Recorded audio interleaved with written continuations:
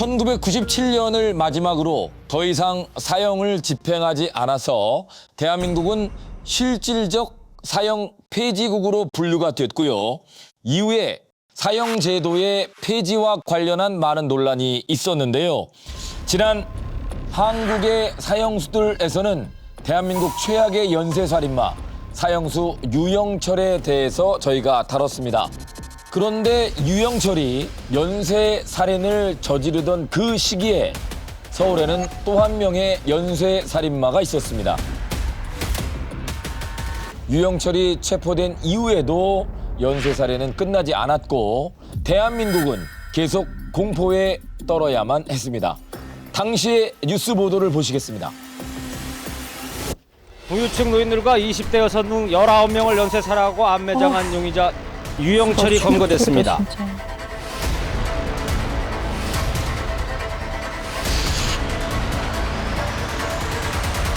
연쇄 살인 용의자 유영철이 또 한 명의 여성을 살해했다고 밝혔습니다. 유영철은 어제 한 여성을 또 살해했다고 말했습니다. 검거 이후에 계속해서 밝혀지는 추가 범행들이 있었습니다.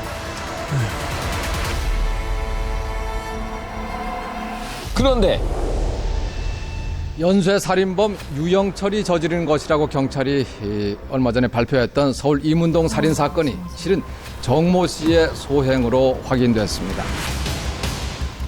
연쇄살인범 정남규 씨는 지난 3년 동안 모두 13명을 살해하고 20명에게 중상을 입힌 것으로 드러났습니다.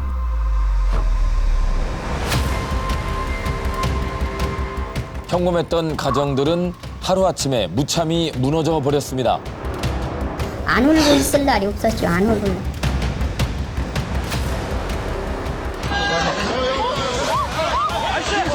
참네. 하지만 사과 대신에 돌아온 건 발길질이었습니다. 피냄새에 희열을 느끼고 세상에. 살인의 만족감을 느꼈다는 정남규. 쾌락형 살인마 정남규. 그 이야기가 시작됩니다. 맞아, 저렇게 웃었어. 와, 당시에도 정말 제가 이문동 근처 살았어서 더 충격을 받았던 기억이 생생했어요. 저기도 많이 갔던 곳이라서 네. 유영철만으로도 끔찍했는데 저런 살인마가 동시대에 한 명 더 동시간대에 또 있었다는 게 정말 믿기지가 않네요. 지금. 이 정남규 역시 유영철만큼이나 잡기 힘들었다고 들었는데요. 네, 맞습니다. 당시 영등포구, 구로구, 관악구 등 서울 서남부 지역에서 밤늦은 시각 길거리에 있던 여성들이 신원불상의 남성에게 공격당한 사건이 약 5개월 사이 무려 7건이나 발생을 했습니다. 사건 현장에 CCTV가 없는 데다가 생존한 피해자들은 충격으로 범인의 얼굴을 기억하지 못했고요. 금품을 훔치거나 성폭행을 시도한 흔적도 없어서 범행 동기도 추측하기가 힘든 상황이었습니다. 그래서 용의자를 추려내기조차 쉽지 않았던 겁니다. 야, 근데 진짜 어디서부터 어떻게 수사를 해야 될지 너무 막막해 보여요. 그렇죠. 그래서 제가 당시 현장에서 활용했던 것이요. 현장 상황에 대한 사건 분석도 시작을 했지만 지리적 프로파일링으로 접근을 했습니다. 우리가 프로파일러다 그러면 범죄자를 프로파일링하는 것만 연상을 대부분 하실 텐데요. 크게 세 가지 기법이 있습니다. 이 범죄자를 프로파일링하는 범죄자 프로파일링 기법이 있고요. 그 각각의 사건들이 동일 범죄에 의한 범행인가를 연결시키는 연관성 프로파일링이 있거든요. 그다음에 세 번째는 뭐냐 하면 또 범죄가 저질러졌을 때 이 장소와 특성들을 분석을 해서 또 다른 범행 장소를 예측하는 지리적 프로파일링이라는 게 있습니다. 우선 이제 가장 중요한 것이 뭐냐면 그 장소가 가진 의미거든요. 근데 보통 이제 범죄가 저질러졌다, 사건이 발생했다라고 하면 공통적으로 나타나는 특성들이 있잖아요. 어두운 장소, 사람들이 잘 목격하지 않는 장소 이런 것들이 있는데 당시 이 사건에서 제가 지리적 프로파일링을 통해서 현장에 나갔을 때 정말 이 사건이 얼마나 끔찍한 범행 동기를 갖고 시행됐는지를 알 수 있는 몇 가지 단서들을 찾아내고 나서부터 정말 섬뜩한 느낌을 갖기 시작을 했습니다. 네. 2004년 1월 30일 서울 구로구를 시작으로 총 24건의 살인 및 강도 상해 사건이 발생했습니다. 피해자들은 주로 늦은 밤이나 새벽 시간대에 CCTV가 없는 주택가에서 공격을 당했는데요. 이 사건 장소들에서 결정적인 특징을 찾아냅니다. 제가 사건 현장에 저렇게 직접 가가지고 현장 사진을 계속 검토를 하면서 범인의 특성이 드러나는 특징을 골라내기 시작을 했는데요. 정말 놀라운 특징이 하나 확보가 됩니다.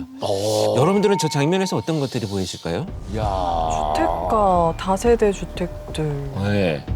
이게 이제 사건이 일어난 장소들인데 그냥 네컷 사진입니다. 여기서 공통적으로 나오는 특징. 아니 근데 저렇게 주택가에서 어떻게 사람을 죽이지? 사람이 많을 텐데. 시간대도 다 다르고. 또 어떻게 저렇게 문 앞에서 죽여요? 그럼 옆집이나 위아래 집이 있을 수 있잖아요. 근데 어떻게 저렇게 대담하게 범행을 저지를 수가 있지? 저기도 창이 엄청 많고요. 저쪽도 창이 엄청 많아요. 근데 저런 데서 범행을 저질렀다고요? 저는 되게 조용하고 막 어두컴컴하고 좀 골목에 사람 인적 드문 곳일 줄 알았는데. 그래서 우리 권프로님은 어떤 공통점을 찾아내셨습니까? 박하선 씨 굉장히 중요한 말씀하셨어요. 그러니까 범행이 저질러질 당시에 범인의 입장에서는 위험 요소가 굉장히 크다라는 범행의 특징을 찾아낸 겁니다. 결국 뭐냐면요. 범행을 저지른 장소마다 가로등, 그다음에 현장 센서 등이 있어서 불빛이 환하게 비춰지는 곳에서 범행이 벌어졌다는 것입니다. 간략히 설명드리면요. 왼쪽에 사람이 서 있는 그 전봇대에 바로 가로등 불이 환하게 밝혀져 있고요. 네. 저기였어요. 사람 있는 쪽에. 그렇습니다. 세상에. 두 번째는 여기 이제 센서 등이 있습니다. 그래서 바로 현관 앞이어서. 그렇죠. 자동적으로 불이 들어오죠. 그렇습니다. 사람이 있으면. 세 번째는 여기는 골목 바로 앞에서 공격을 당했는데요.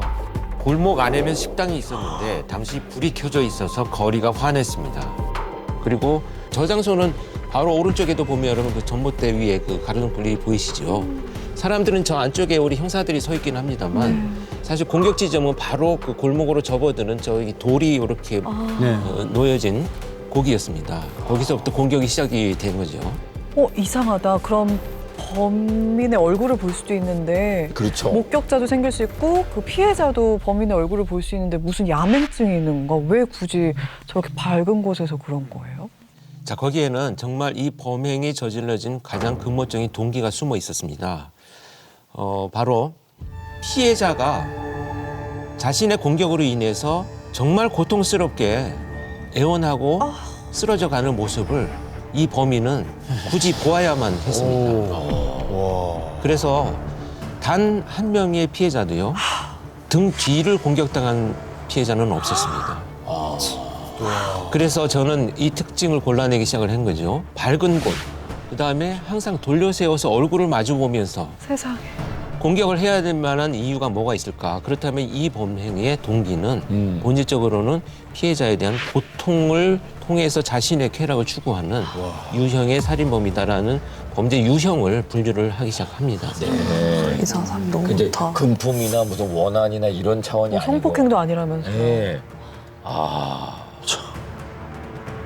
고통스러워하는 모습을 잘 보기 위해서 불빛 있는 데만 골랐다는 것도 너무 잔인하고.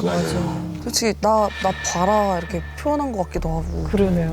너무 별로예요. 그러니까 목격자가 있건 말건 상관없는 거네요. 네. 그냥 그것만 보면 되니까 자기는. 그리고 피해자가 나를 볼 확률이 높기 때문에 그것도 상관없어. 확실하게 피해를 입혀야 되는 거죠. 치명적으로. 죽이면. 이 사람이 살아있거나 무슨 도망을 가게 되면 자기가 노출되잖아요. 그러니까 이제 그 공격이 굉장히 심한 거죠. 네, 그렇습니다.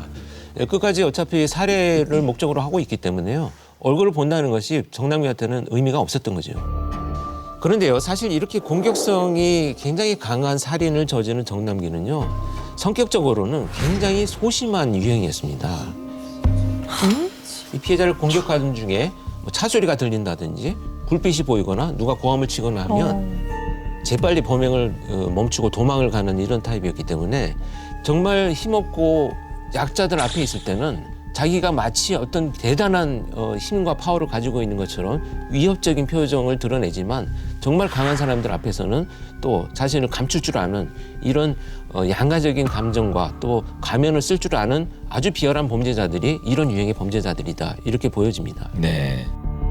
뭔가 이 쾌락형 살인마라는 얘기는 저희가 처음 들어봤는데 맞아요. 살인이랑 이 쾌락이란 단어가 같이 있으니까 너무 소름 끼치는 것 같아요. 이 정남규가 이제 쾌락형 연쇄살인범이다라고 했을 때 우리가 일반적으로 이야기하는 쾌락과는 좀 다릅니다. 조금 설명을 드리자면 당시에 이제 권일용 프로파일러도 그렇고 현장 형사들이 질문을 여러 번 했어요. 도대체 왜 아무런 목적이 없어 보이잖아요. 돈을 뺏으려고 한 것도 아니고 성적인 목적이 있어 보이지도 않고요. 아무런 인연도 없고 면식도 없는 낯선 사람을 왜 그렇게 잔인하게 계속 죽였느냐. 정남규의 답은 모르겠습니다. 그러면서 뭐라고 했냐면 당신이 전문가니까 당신이 프로파일러니까 한번 말해보세요. 내가 왜 그랬는지. 그 다음에 이제 했던 질문은 뭐냐면 그렇다라면 매일매일 살해를 한 건 아니지 않느냐. 그 기간 동안. 어떤 날은 살인을 했고 어떤 날은 하지 않았고. 살인을 한 날에는 뭐가 달랐느냐. 이 질문에 대해서 그가 한 답은 내가 살인을 한 날은 뭔가 아침부터 가슴 깊이로부터 욱 하고 올라가는 기분 나쁜 느낌이 있었고 이거는 살인을 하지 않으면 해소가 안 됐기 때문에 살인을 하러 나섰습니다. 그때 이야기하는 이 쾌락은요. 사람은 누구나 즐거움을 느끼지 못하면 우리 뇌 변연기에서 도파민 분비가 안 되면 오랜 기간 살 수가 없어요. 어떻게 해서는 그렇게 하려고 합니다. 그것이 이제 행위 중독이라는 형태로 나아가서 도박에 빠진 사람 도박을 계속하게 되고요. 그런데 이 정남규라는 인간은 인생이 망가진 인간이에요. 삶에 아무런 기대도 희망도 없고 자기는 완전히 비참한 삶을 살아가고 있어서 낙이 없는 삶인데 어느 순간 살인 행위로부터 범죄적 쾌감을 느낀 거죠. 그것이 이제 살인 중독으로 이어지고 살인을 계속하게 나아간 것으로 보입니다. 자, 그러던 중에 정남규의 12번째 범행이 발생했습니다. 9일 새벽 서울 동작구의 보라매 공원에서 20대 맞아. 여성이 살해돼 봤어. 경찰이 수사에 나섰습니다. 공원 사람 많은데. 2004년 5월 9일 동작구 보라매 공원에서 남자친구와 통화를 하면서 귀가 중인 여성이 있었습니다. 통화 중인데도 저래요? 그때 누군가 그녀의 뒤를 쫓아가고 있습니다. 뭐야. 정남규는 이 여성을 살해했습니다. 통화를 계속했나 보다. 어떡해. 근데도 죽여요 저렇게. 네. 보라매 공원에서 사망한 피해자는 23살의 여대생이었습니다. 새벽 2시쯤에 남자친구와 통화를 하면서 귀가하던 중에 정남규에게 공격을 당했고요. 이 피해자는 남자친구에게 나 칼에 찔렸어 라고 말을 했고 이 통화를 들은 정남규는 경찰에 신고한 걸로 착각해서 현장에서 달아났습니다. 피해 여성은 즉시 병원으로 이송돼 수술까지 받았습니다만 과다출혈로 결국 사망했습니다. 아니 본인은 죄 없는 사람 공격해놓고 경찰에 잡힐까 봐 쫄아가지고 도망간 거잖아요. 맞아요. 남자친구도 그 소리를 다 들은 거잖아요. 목소리를. 네. 평생 마음속에 상처와 또 트라우마가 남을 것 같아요. 그렇습니다. 네, 이 보라매 공원 사건은 여러 가지 의미에서 상당히 그 큰 충격과 영향을 남겼는데요. 우선 처음으로 이 정남규의 연쇄살인이 사회에 알려지게 된 계기가 됐고요. 그러면서 뉴스에서도 계속해서 보도가 나가기 시작을 합니다. 서울 서남부에 연쇄살인 괴담이 떠돌고 있습니다. 한밤중에 혼자 귀가하는 여성들이 연이어 살해됐기 때문인데 나도 희생자가 될 수 있다는 공포 심리가 확산되고 있습니다. 그러니까 골목길을 피하고 될 수 있으면 아파트 안에까지 택시 타고 다니고 그래요 저는. 그래 저녁에 운동을 왔는데 저녁에는 안 오고 이렇게 아침에. 언론에서 보라매 공원 이제 사건을 중심으로 해서 서울판 살인의 추억이다. 뭐 이렇게 이제 이름을 붙여서 보도가 나가기도 했습니다. 그런 상황에서 이제 정남규 입장에서도 더 이상 범행을 하기가 좀 용이하지 않은 그런 이제 상황이 되게 된 거죠. 그리고 보라매 공원 이 여대생 살인 사건 이후에 약 1년간 노상에서 살인 사건이 발생하지는 않았습니다. 뉴스에도 보도가 크게 됐고 그러다 보니까 무서워서 그런 걸까요? 네, 뭐 언론에서도 그런 표현들이 좀 일부 나왔었고요. 잡힐까봐 두려움을 느낀 범인이 드디어 살인을 멈춘 거다 이런 이야기들도 있었지만 사실 형사들이나 우리 분석팀의 의견은 좀 달랐습니다. 이제 쾌락형 살인마들 방금 표 소장이 얘기한 것처럼 자신의 극도의 어떤 쾌락을 추구하는 문제로 일어나는 이 살인마들은요 절대 살인을 멈추지 못합니다. 그래서 어떤 방법으로든 다시 나타날 거다라고 생각을 했는데 이때 제가 굉장히 두려웠던 것 중에 하나는 이제 과연 새로 다시 나타난다면 분명히 수법이 바뀔 텐데 어떤 것으로 수법이 바뀔 것인지에 대한 예측이 사실 어려웠습니다. 왜 우리가 유영철 사건을 얘기하면서 그 CCTV가 찍힌 이후로 멈추었다가 전혀 다른 피해자들을 집으로 불러들이는 수법으로 범죄가 바뀌었잖아요. 그리고 불과 2개월이 지난 이후에 결국 정남규는 다시 나타났습니다. 노상 사건이 발생하지 않았을 뿐이지 정남규의 범행은 멈춘 적이 없었던 겁니다. 영상을 한번 보시죠. 오늘 새벽 단란한 가족에게 참변이 일어났습니다. 괴한이 침입해서 세 딸에게 둔기를 휘둘러 큰딸은 숨지고 나머지 2명도 생명이 위독합니다. 열쇠로 문을 열고 들어가 보니 세 딸은 모두 머리에 피를 흘리고 있었습니다. 병원으로 옮겼지만 24살 큰딸은 숨졌고 22살과 15살 난 두 딸도 생명이 위독합니다. 빌에서 범행 대상을 고르고 살해를 시도했던 정남규는 보라매 공원 살인 사건 이후에 자신의 범행 방식을 바꾸게 됩니다. 설마. 길거리가 아닌 집 안으로의 침입을 선택한 겁니다. 정남규가 침입한 집은 모두 11채. 그가 지나간 곳은 참혹 그 자체였습니다. 어떡해. 어머니다, 어머. 7명을 살해하고 14명에게 중상을 입혔습니다. 엄마다 진짜. 그리고 대부분의 범죄는 작은 방에서 이루어졌습니다. 와 진짜. 야, 작은 방? 네. 그러니까 좀 의문인 게 너무 많은데 2개월 만에 나타나서 이제 집에 들어가서 범행을 저지른 것도 그렇고 근데 또 하필 왜 작은 방에서 이렇게 범죄를 저지른 거예요? 네. 결론적으로 말씀드리면 작은 방은 주로 아이들이나 여성들이 많이 사용을 합니다. 제가 저 현장에 사건이 났을 때 도착해서 가장 먼저 발견한 것들이 뭐냐면 이 범인의 족적입니다. CSI는 이 족적을 통해서 그 어떤 신발인지를 찾잖아요. 근데 프로파일러들이 보는 건 이 족적이 어느 방향으로 향해 있는가를 보는 겁니다. 그런데 저 범행 장소들의 특징이 공통적으로 모든 족적이 침입과 동시에 큰 방을 가지 않고 작은 방으로만 이어져 있다는 특징이 있었습니다. 그래서 이거는 동일범에 의한 동일한 목표를 가진 범행이다라는 걸 알 수 있는 단서가 됐고요. 지금 저기 침대 사진들을 보시면요. 아니 자고 있는 막 피가 쉽게 말씀드려서 세상에. 뿌려져 있는 피가 없다라고 하는 것은 저항하지도 못하는 상태에서 범인의 공격을 받았다는 것을 의미를 하죠. 그렇다면 범인의 이 침입의 목적은 명확해지는 거죠. 저항도 하지 못하는 피해자들을 의식도 없는 상태에서 무차별 공격을 한 것이다. 성인 남자 있을까 봐 안방에 못 들어가고 둘이 있을 수 있잖아요. 안방은. 그러니까 안 들어간 거 아니잖아요. 되게 약자만 놀았다는 거잖아요. 소심한 것도 아니고 그냥 너무 찌질해요. 맞아요. 비겁해. 아니. 네. 정남규가 범행 공간을 옮겼는데요. 그 이유도 참 기가 막힙니다. 네, 그렇습니다.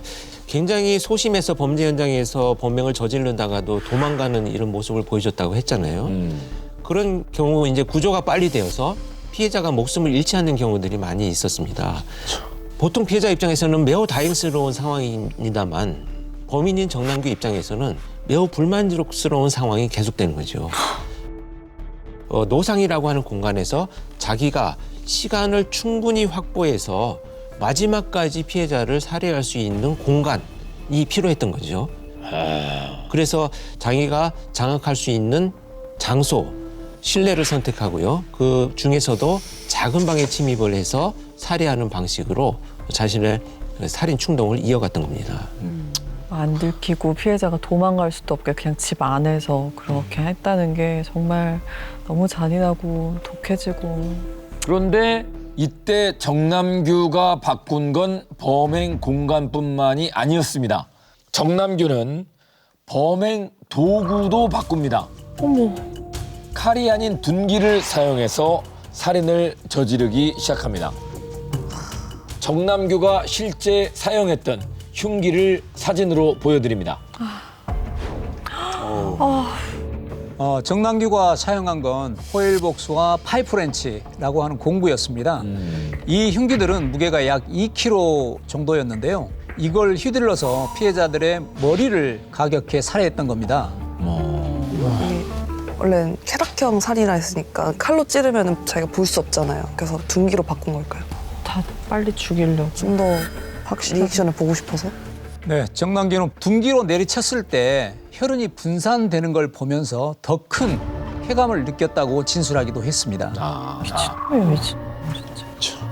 그리고 길거리에서 노상에서 범행을 저지를 때 칼을 이용해서 피해자들을 공격할 때 보니까 비명을 질러서 주변 사람들의 또 이제 목격이 되거나 이런 경우들이 많다라는 것을 알기 때문에 한 번에 제압을 하기 위해서 파이프렌치로 범행 도구를 바꾸게 됩니다.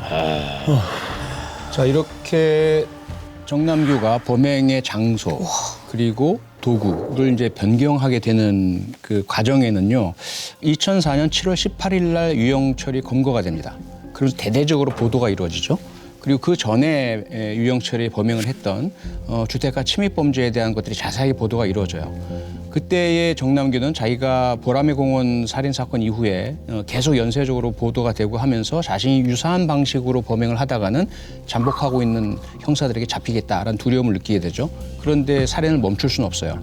그러다 보니까 유영철의 범행의 방식과 장소, 대상 등을 보고는 따라하기 시작을 한 것이다. 이런 요인도 하나가 있는 것으로 보입니다. 네. 와, 따라할 걸 따라야지. 이 유영철과 정남규가 비슷했던 점은 하나 더 있었습니다. 범행 현장에서 자신의 흔적을 지우기 위한 추가적인 범행도 저지르기 시작한 겁니다. 오늘 새벽 서울 수유동의 한 2층 집에서 불이 나 잠자고 있던 세 남매가 숨졌습니다. 그런데 큰딸은 머리에 큰 상처를 입은 채 발견돼서 불 나기 전에 무슨 일이 있었는지 경찰이 수사에 나섰습니다. 집안에 침입한 정남규는 피해자들에게 둔기를 휘두른 뒤에 불을 내고 홀로 현장을 빠져나왔습니다. 야, 진짜 저. 이후에 창문을 통해서 고통스러워하는 피해자들의 모습을 보기도 했습니다. 맞아, 유영철도 그때 살해하고 나면서 불 지르고 나왔다고 했잖아요. 뭐 닮을 게 없어서 저런 걸 닮아요. 진짜 인간 같지도 않은 사람도 아닌 짐승 같은 것도. 이제 설명을 드리자면 이제 현장 감식을 하고 있는 동안에 뒷 창문 쪽으로 나와 봤습니다. 그래서 이렇게 창문 쪽으로 들여다봤더니요. 거기서 창살에서 누군가 앉아서 이 창살을 잡았던 장갑 자국이 거기서 발견이 됐어요. 그렇게 범인이 불을 지르고 여기서 보고 갔구나라는 장면을 저는 거기서 발견을 했던 겁니다. 진짜 너무 화가 나요. 인간성이라는 게 아예 없는 거예요. 근데 진짜 그걸 지켜보고 있었대요. 와, 저기 불을 저지르고 밖에서 지켜보면서 뭐 그걸 즐겼다는 게 너무 제일 심한 느낌이에요. 인간이 아니고. 이해가 잘 안 됩니다. 그렇습니다. 정남규가 불을 지른 방식도 정말 끔찍했습니다. 불을 지르기 전 정남규는 피해자들이 도망갈 수 있는 모든 문을 잠그고 거실과 현관 앞에 옷가지와 종이 박스를 쌓아서 불을 붙였습니다. 게다가 피해자들은 정남규가 휘두른 둔기에 맞아 의식을 잃고 있었고 가족들은 자고 있었기 때문에 불이 난 집에서 제때 탈출하지도 못했기 때문입니다. 아니, 한 가족을 다 아예 몰살시키려고 한 거잖아요. 어떻게 사람이 그런 생각을 가지고 할 수 있다는 게 인간이 아닌 것 같아요. 이렇게 이제 모든 사건들이 다 처참했지만 그중에서도 정말 제가 충격적이었던 현장은요. 남매가 살던 집이었습니다. 근데 이 남매는 이제 각자의 방에서 자고 있었죠. 누나를 먼저 발견해서 성폭행을 하던 중에 누나를 살해합니다. 그리고 그 소리를 듣고 옆방에서 잠을 자고 있던 남동생이 깨어나니까 느닷없이 남동생의 머리를 둔기로 때려서 기절을 시키고요. 그 집안의 방 안에 불을 질렀습니다. 그리고 나서 이 정남규가요. 집 밖으로 나오면서 그 현관문 고리에 피해자가 빠져나오지 못하도록 젓가락 같은 걸 휘어가지고 이렇게 꼽아 놓으면 저렇게 해놨습니다. 그래서 안에서 머리를 맞아서 기절을 했던 피해자가 일어나서 움직였습니다. 그런데 이제 밖으로 나오지 못하게 해놨던 거예요. 진짜. 진짜 최악이다 진짜. 어떻게 그래요? 진짜 저의 아는 분을 그랬다 그러면 정말 무슨 짓을 해도 용서가 안 돼. 야, 진짜 어떻게 저러지, 인간이? 저 정남규 연쇄살인 사건의 피해자분들, 목숨을 잃은 분들도 정말 참혹하고 안타깝게 희생되셨지만 가까스로 살아나신 분들도 삶이 아닌 삶을 정말 고통 속에서 이렇게 방치되어 계셨습니다. 삼남매 피살 사건 현장에서 아버지가 전신에 3도 화상을 입으시고 이제 살아나셨거든요. 그것뿐만이 아니고요. 사건 초기에 정남규 범행이란 것을 바로 이제 알 수는 없었잖아요. 그러다 보니까 현장의 모습 자체가 어떻게 외부인이 들어와서 그렇게 삼남매를 살해하고 불지로 나갈 때까지 같은 집에 자고 있던 아버지가 모를 수 있느냐. 라는 그런 이제 의문을 제기하면서 아버지가 범인이라는 이야기가 소문이 막 돌았어요, 동네에. 그래서 이 아버지는 너무나 안타깝게도 정말 금쪽 같은 자신의 세 자녀를 이 비명 속에서 잃었음에도 불구하고 본인 스스로가 그 사건의 범인으로 오인받는 그런 정말 참담한 고통 속에 놓이셨고요. 그리고 정남규의 피해자 중에 한 분은 이제 머리에 이렇게 심각한 부상을 입으셔서 수술을 3번이나 받으셔야 했거든요. 결국 그 목숨은 건지셨지만 평생 이제 장애를 안고 살아가셔야 됐고요. 그것뿐만 아니고 수술비로 수천만 원의 빚을 지게 되셨답니다. 정남규라는 한 인간의 악마적인 쾌락이 얼마나 많은 분들 또 그 가정들을 지옥으로 빠뜨렸는지 정말 뭐 말로 표현할 수 없는 참담한 그런 사건이었죠. 근데 진짜 말 그대로 이게 온 가족이 다 풍비박산 난 거잖아요. 와, 정남규는 뭔가 일말에 죄책감이나 느꼈을까 싶기도 하고. 인간의 탈에서 악마라고는 표현이 있잖아요. 딱 맞는 표현인 것 같아요. 맞아, 악마 같아. 자, 그렇게 수사가 진행되는 사이에요. 또 한 번의 노상에서의 살인 사건이 벌어집니다. 다시 노상으로 갔군요. 그런데 이 장소는요. 지금 기존에 일어났던 지역이 아니었습니다. 전혀 다른 지역에서 우유 배달을 하던 40대 여성이 피해를 당했는데요.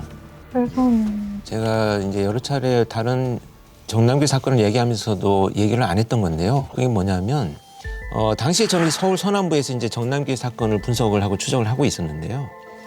전혀 다른 지역에는 이제 군포에서 당시에 수사본부에 있던 형사계장이 저한테 전화가 옵니다. 정확히 1년 전에 우유 배달부가 이유도 없이 살해를 당했다. 그래서 우리가 수사를 하고 있는데 딱 1년 만에 바로 옆골목에서 똑같이 우유 배달부가 돌아가셨다. 그러니까 우리 사건이 아무래도 연쇄성이 있으니 당신이 와서 지원을 좀 해달라. 1년 만에 동일건이 발생했다고 하는 이 사건을 놓칠 수가 없어서 갔습니다. 갔는데 도착하자마자 몽타주 사진을 저한테 보여주는 거예요. 목격자가 바로 그려낸 몽타주다. 이걸 보는 순간 제가 야, 이거 서남부 사건의 범인이 여기 와서 1년 전에 범행을 저질렀던 노상에서 똑같은 방식으로 범행을 저질러서 마치 수사력이 막 분산될 수 있는 이런 걸 노렸겠구나 라는 생각을 하고 저 사건을 동일건으로 같이 분석을 하게 됩니다. 네. 우리 권일용 프로파일러는 동일 인물이다라고 확신을 했다고 하는데 정말 많이 닮았을지. 이거는 2005년 5월 30일 군포시 산본동 살인사건의 범인 몽타주. 2004년 4월 8일 영등포구 신길 4동 살인미수 사건의 범인 몽타주입니다. 그런가?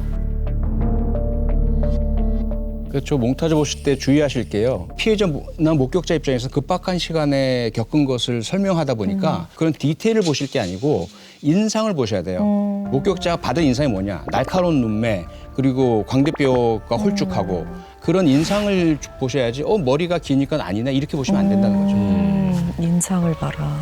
자, 그럼 실제로 이 두 가지의 몽타주를 교차해서 한번 보여드리겠습니다. 와. 붙인 거예요? 우와. 응? 완전 똑같은데? 그렇죠. 여기 얼굴 향이 너무 똑같다. 여기가 그렇죠. 광대가 진짜 광대가 굉장히 비슷합니다. 눈썹이 눈이 매섭고. 너무 닮았다. 예, 저렇게 몽타주도 비슷했지만 결정적으로 범행 수법이 같은 방식이었습니다. 이 피해자들도 뒤를 공격당한 것이 아니고요. 전부 이제 앞면을 공격을 당했고요. 또 밝은 장소였다라는 것이 공통점으로 나타났습니다. 그렇게 되면 이제 점점 더 그 정남규로 수사망이 좁혀지겠네요. 그렇습니다. 약 2년 동안 서울과 경기권을 활보하면서 범죄를 저지른 정남규는 2006년 4월 22일에 결국 붙잡혔습니다. 너무 다행이다. 정남규는 한 가정집에 침입했는데요. 이번에도 역시 그는 작은 방 쪽으로 향했습니다. 근데 거기에는 20대 아들이 잠을 자고 있었습니다. 건장한. 예, 예상과는 달랐죠. 다행이다. 잠을 자던 아들이 잠에서 깨려고 하자 정남규는 준비해온 둔기를 아들의 머리에 휘두릅니다. 어떡해. 때리는 걸 보고 이렇게 막은 거죠. 손으로. 다행이다. 그랬더니 일어나면서 이제 막으니까 그때 도망가려고 하는 걸 여기서 잡은 거죠. 와, 너무 아들은 자신을 살해하려는 정남규와의 몸싸움을 시작했습니다. 그리고 아들의 비명을 듣고 들어온 아버지도 몸싸움에 합세하면서 세상에. 결국 부자에게 정남규가 제압됐습니다. 영웅이다, 영웅. 서울 신길동 주택에 침입했다가 집주인과의 격투 끝에 붙잡혔습니다. 아, 이렇게 잡혔구나. 와. 그런데 설마. 왜? 출동한 경찰이 정 씨를 순찰차에 태우려던 순간 정 씨는 수갑을 찬 채 그대로 달아났습니다. 세상에. 예, 정남규가 연행 과정 중에 도주를 한 겁니다. 정남규는 자취를 감췄고 2시간이 지나도록 정남규를 찾을 수가 없었습니다. 안 돼. 경찰과 정 씨가 필사의 추격전을 펼친 지 1시간여. 비좁은 골목길과 다닥다닥 붙은 주택가 옥상들을 넘나들며 도주하던 정 씨를 이웃 주민이 다시 발견했습니다. 거기서 이제 일로 넘어가려고 딱 보니까 손에 수갑을 딱 차고 있더라고요. 그래서 제가 그래서 딱 소리 지르고서 저는 이제 지리를 아니까 저는 도망갈까봐 일로 막 올라갔죠. 와, 용감하시다. 고마우신 분들은. 잡히지 않기 위해 사력을 다한 정남규였지만 도주 2시간 만에 시민의 신고로 다시 체포됐습니다. 아, 그래서 다시 잡아서 다행이네요. 그러니까요, 다행이에요. 정말 잡혔는데 그걸 또 도망가려고 한다는 게 진짜 그러니까요. 소름이네, 소름. 포기 안 하고. 아니, 근데 진짜 못 잡았으면 큰일 날 뻔했잖아요. 근데 원래 그렇게 방치하기도 하나요? 아니면 그때 워낙 급박해서 사람을 살려야 되니까 그런 건가요? 방치한 것은 아니고요. 네. 신고를 받고 출동한 경찰 입장에서는 소위 말하는 단순 절도범. 맞아요, 모르죠. 절도범이구나라는 인식하에 손에 수갑을 채우고 차량에 태우려고 수갑은 채워놨으니 차량의 열쇠를 주머니에서 꺼내려던 순간에 붙잡고 있지 않다 보니까 그 찰나의 틈을 이용해서 바로 도주를 했던 것으로 그렇게 이제 확인이 됩니다. 어떻게 보자면 이 그 건강한 범인에 대한 완전한 조치를 취하지 못했던 어떤 문제가 있었던 것 같아요. 큰일 날 뻔했어. 상상도 못했을 것 같아요. 도망칠 거라는. 맞아요. 근데 정남규가 그래서 연쇄살인 말하는 건 어떻게 연관을 지어서 알게 된 거예요? 뭔가 필사적으로 도망가서 좀 이상한 애라고 생각을 했던 건가요? 어떻게 하셨지? 네. 다시 잡힌 정남규가 순찰차 안에서 창문에 머리를 박으며 이상한 얘기를 한 겁니다. 100명을 죽였어야 했는데 완전 범죄를 못했다. 이런 얘기를 합니다. 야, 이 100명을 죽여야 한다는 이 말을 바로 옆에서 만약에 경찰관분들이 들었다면 진짜 너무 야, 뭔가 있구나 이거. 단순하지 않다 이렇게 생각했을 것 같아요. 네. 당시에 과수팀에서 수상함을 느낀 부분이 있었는데요. 정남규 소지품 중에 피임 도구와 장갑이 있었는데요.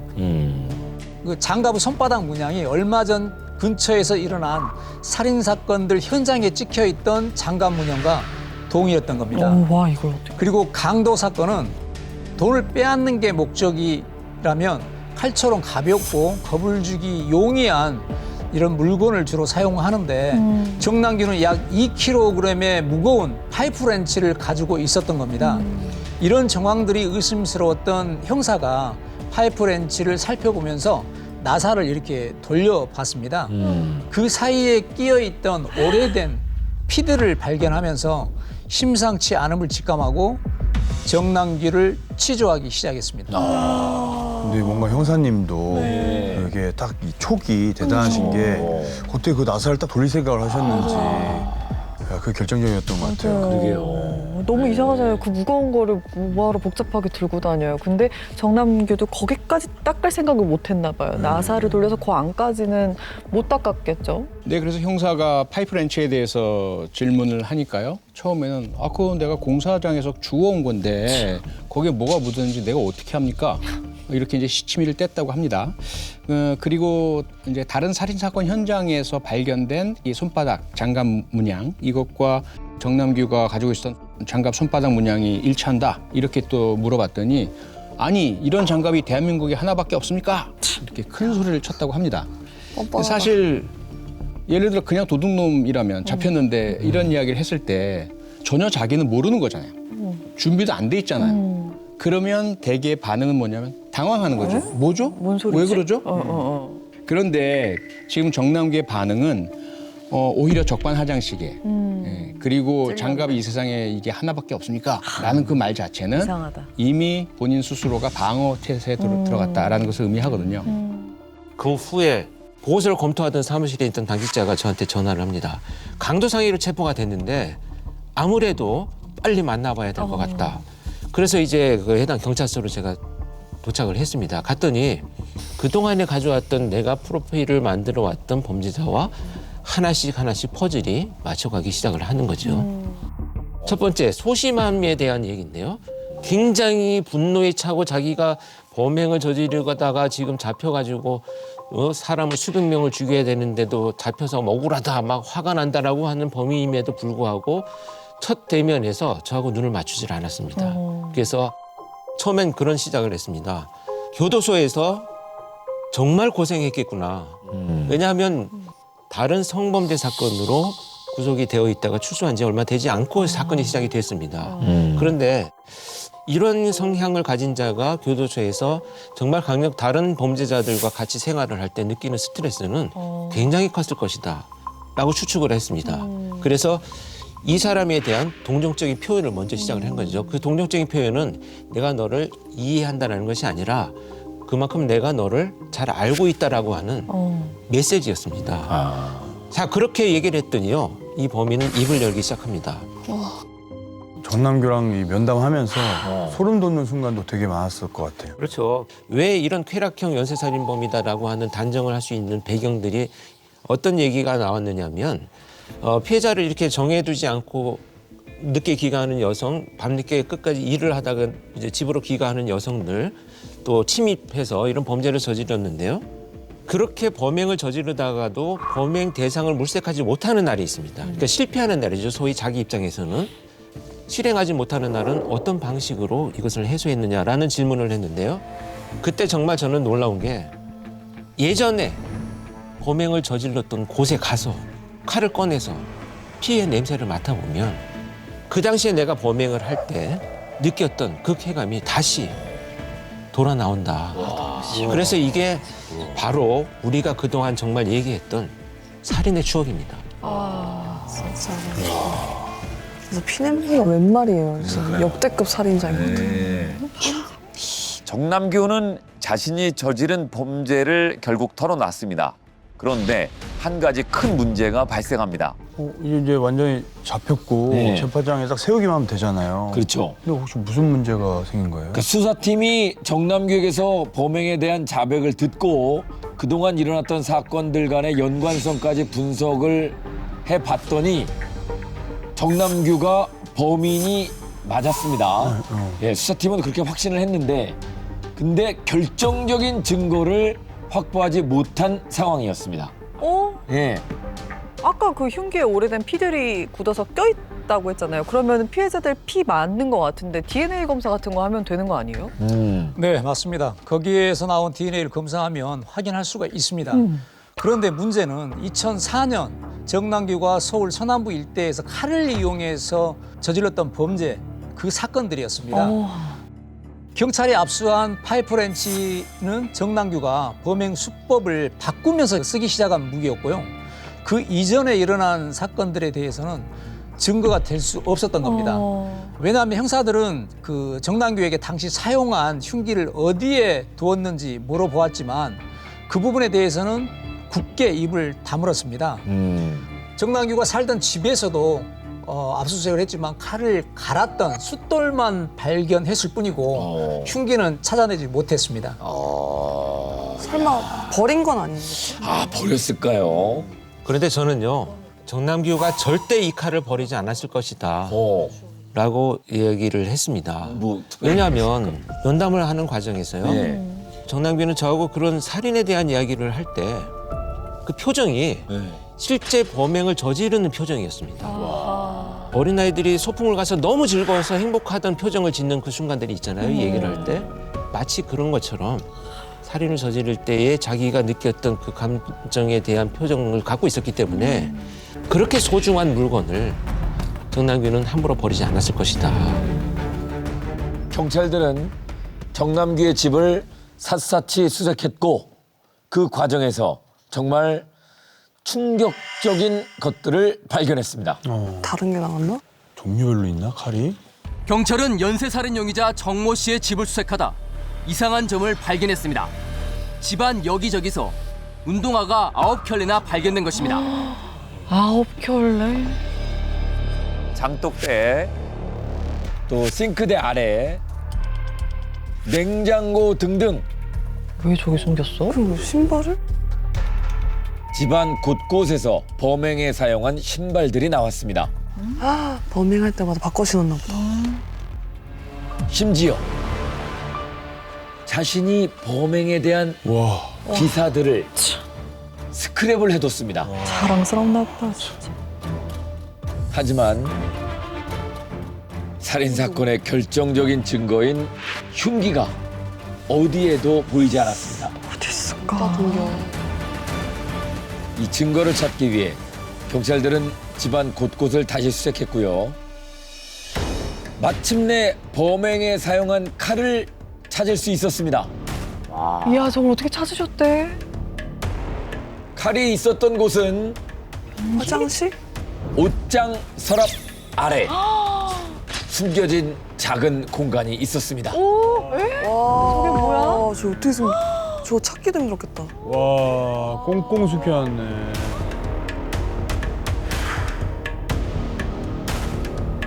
흉기를 갖고 다니면은 이제 그 발각이 나니까 전문 검색에서 둔기는 범행 현장 근처 주택의 우유 주머니에 숨겨놓기도 했습니다.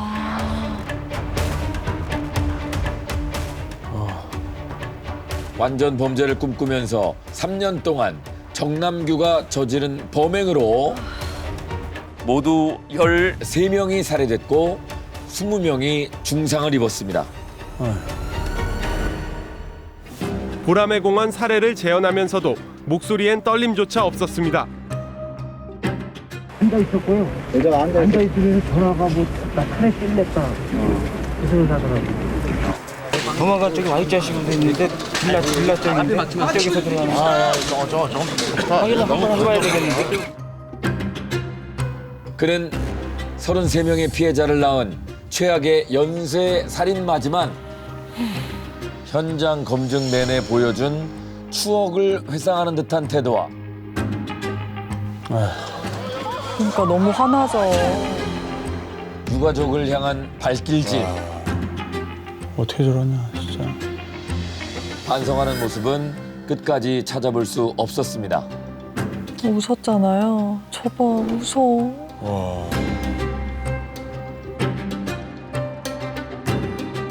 웃어? 와, 소름 돋는다, 소름 돋아, 진짜. 왜 무서워, 진짜. 그러니까요, 정말 권프로님께서 예상하신 대로였어요. 진짜 안 버리고 숨겨놨네요. 뭐 추억을 회상해야 되니까 그랬던 건가요? 근데 운동화가 굉장히 많았잖아요. 저게 혹시 무슨 뭔가 범행 현장마다 안 걸리려고 발자국을 족적을 좀 다르게 하려고 한 건가요? 왜 그런 거예요? 네, 그렇습니다. 사실 이 정주영이라는 연쇄살인범이 있었습니다. 그 마지막에 범인이 체포될 때 족적이 결정적인 증거가 됐거든요. 그래서 그 사건을 벤치마킹했던 유영철도 체포되자마자 족적을 떼어냈습니다. 족적 어떻게 떼요? 손으로 자기 신발을 뜯어냈어요. 아, 밑에 창을. 그런데 정남규도 마찬가지였습니다. 족적이 유일한 증거가 될 수 있다고 생각을 해서 모든 신발에 밑창을 전부 다 도려냈습니다. 저 사진들을 보시면 밑에가 저렇게 지금 하얗게 도려져 있죠. 어머, 그러네. 뜯어버렸네. 네. 근데 사실 어리석은 게 뭘까요? 모든 밑창에 저렇게 띄어져 있다면 저 자체가 족적이 된 겁니다. 저게 더 특이한데? 그렇죠. 아니 근데 아까 그 자기 뉴스 기사며 권프로님 기사는 왜 스크랩을 했던 거예요? 뭐 자랑스러워서 아니면 안 들키려고? 네, 정남규는 잡히지 않기 위해서요. 범죄와 관련된 서적, 영화, 또 방송, 그다음에 과학수사 관련된 책들도 굉장히 많았습니다. 서점에서 가지고 온 내용들도 있었고요. 짜증나. 제가 그 화성 연쇄살인범, 소위 이춘재 사건과 관련되어 가지고 프로파일러가 어떤 일들을 하는지 인터뷰한 기사가 있었는데요. 그것도 스크랩을 해놓았었습니다.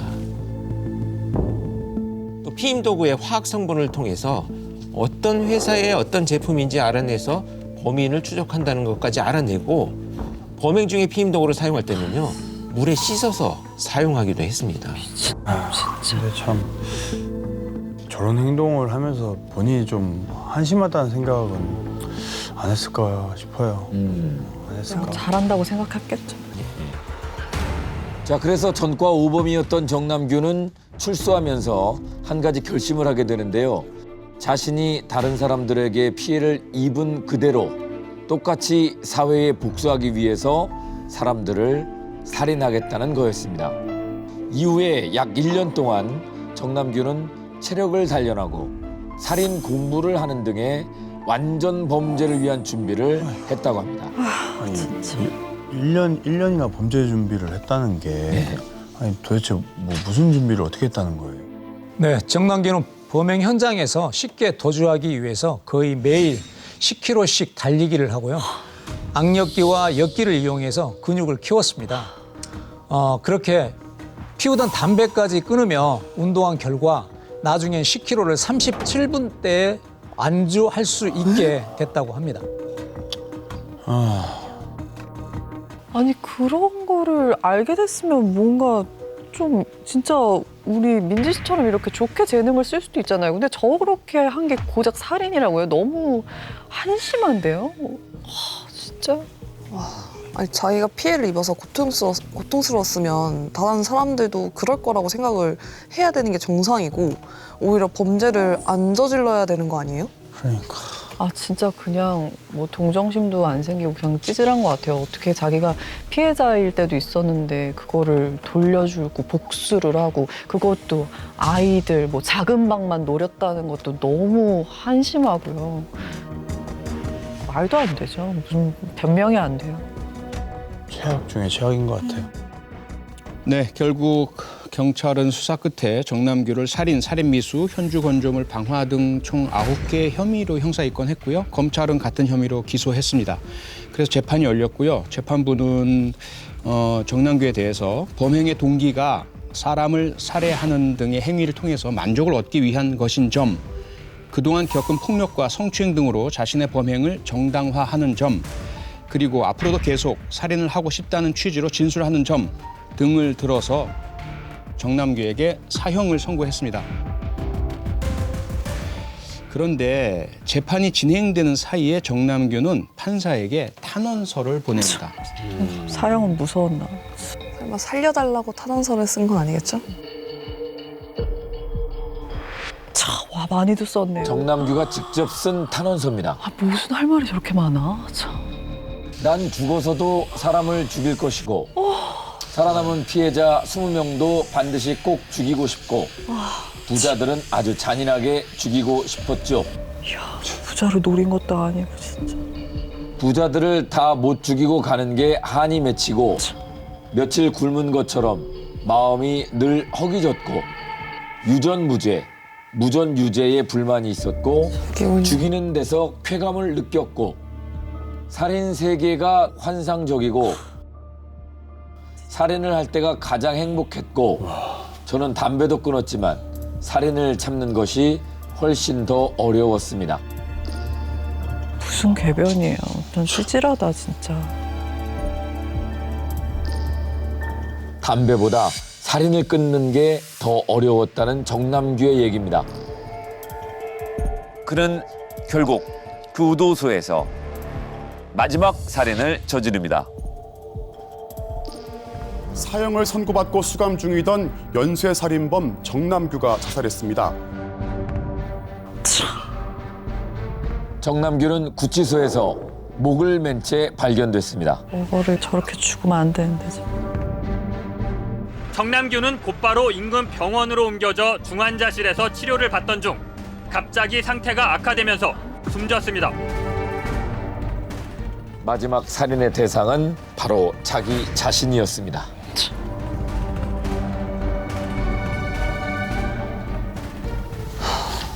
스스로 뭔가 목숨을 끊었다는 것도 뻔뻔한 것 같고 죗값을 다 치렀어야 되는데 또 화가 나네요. 그냥 저렇게 죽기에 너무 아까워요. 얼마나 많은 사람들이 힘들게 했는데 저렇게 죽으면 안 되지. 네, 그 뻔뻔함보다는 비겁함이 답인 것 같습니다. 정남규는 삶을 마주할 용기가 없었어요. 그가 살인 저지르기 전에 수감되어 있을 때 수감 생활을 무척 괴로워했고 고통스러워했거든요. 다른 수감자들 두려워했습니다. 그런 상태다 보니까 자기가 사형 선고를 받은 이후에 집행이 되지 않으면 오랜 기간 교도소 생활을 해야 되거든요. 그건 너무 공포스럽고 두려웠던 것으로 보이고요. 또 하나는 살인 이외에는 낙이 없다고 말씀드렸잖아요. 어떠한 자신감도 없는 정남규는 갇혀서 통제받는 상태에서는 삶을 영위할 자신이 없었던 거죠. 그것이 결국은 자살의 이유이지 않을까 판단을 하고요.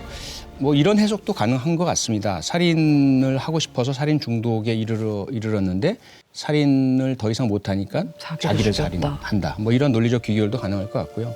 그는 유서를 남기지 않았습니다. 그래서 정확하게 왜 죽는지는 밝히지 않았지만 탄원서 속에 무수하게 자기를 사형시켜달라라는 그런 말을 남겼기 때문에 미뤄 짐작이 가능하고요.